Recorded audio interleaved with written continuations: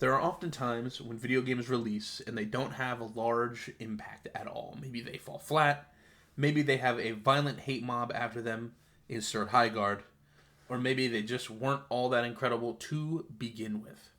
Then, every once in a while, there comes a game that doesn't just make waves, it creates tsunamis that can be felt across the whole games industry. When I think of games like that, it's not hard to imagine the original Hollow Knight, a game that was so popular and showed off what it truly meant to release an incredible, damn near perfect game. Hollow Knight effectively brought back into the limelight one of the most tried and true genres of the games industry, the Metroidvania. After Hollow Knight's release, the Metroidvania came back in a big way. What was once a one-off genre was now becoming oversaturated. Everyone wanted a piece of the Hollow Knight pie, and the only ones besides Nintendo to get it were the Hollow Knight devs themselves, Team Cherry.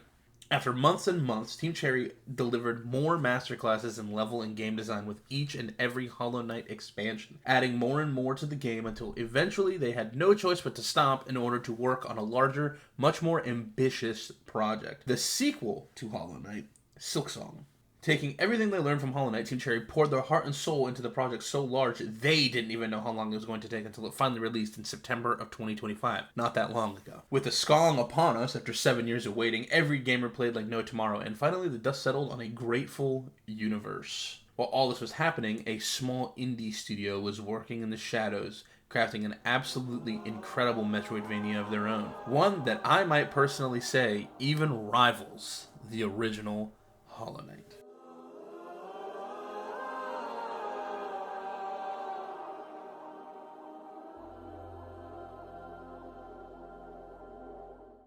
Memories in Orbit is a 3D Metroidvania that wears its Hollow Knight inspirations on its sleeve, but where Mio sets itself apart is that it emulates the feeling of Hollow Knight without compromising its own personal vision. Every single inch of this game feels intentional, from the dilapidated hallways of the apartments to the gorgeous plants of Haven. Every single piece of Mio's world has this feeling of collapse and despair as you, the player, slowly try to piece together what's going on in the world. Every twist and turn taking you deeper and deeper into the terrifyingly lonely world of the vessel. Mio plays like your standard Metroidvania. Go around, look for cool nooks and crannies, get an upgrade, explore more newly available nooks and crannies until there has been no stone left unturned. How Mio itself feels different from most Metroidvanias aside from style is this right here. Did you see that? I'm gonna do it again, okay? Boom. That right there is good. You see, Mio offers you a double jump, not as your first upgrade, but as an actual piece of starting equipment. This on its own opens up so many different movement possibilities. Places that you might usually have to go back to in other Metroidvanias are not only accessible, but the game uses your double jump as a combat mechanic as well. Every time you hit something like an enemy or certain things in the game world, your double jump gets refreshed, which means you can do crazy stuff like this without ever touching the floor.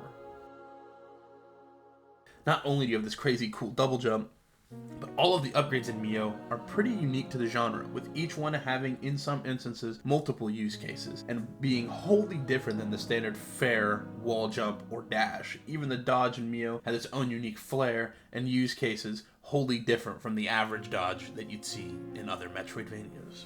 Having fun and cool new abilities is great and all, but the big draw for Metroidvanias nowadays is exploration, and good God does Mio have a lot. There are so many unique things to find.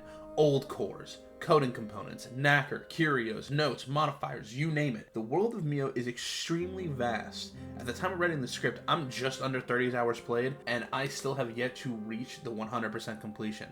Editor's note, I still don't have 100% because there are more old cores in the game than I thought even possible. I often found myself seeing objects just out of reach and spending minutes of my time trying to deduce the means by which I could obtain it. I found myself ignoring bosses and just getting lost in the world of Mio. But of course, there's no point in exploring if there's not some resistance along the way. The combat in Mio sticks to a very simple and sweet formula. Enemies attack, you either dodge or get hit, and then you swing back. Mio has a 3-move combo that can be interrupted by player input, and when completed, leaves you with a small frame delay window where you're unable to attack. Mio is able to jump while attacking, and as mentioned before, can use her damage to continue to jump over and over again, as long as the attack does damage. This can obviously lead to a large amount of comboing enemies and just floating around them to deal massive damage. And this doesn't just apply to normal enemies, it applies to bosses as well. While this may sound very easy, it's actually not as simple as it may seem, as timing your jumps with your hits becomes more of a rhythm, and that you kind of have to get into more than just something that you can do off rip. Not to mention, in the early game, enemies are very tanky. Since you start with very low health, they can also be extremely deadly.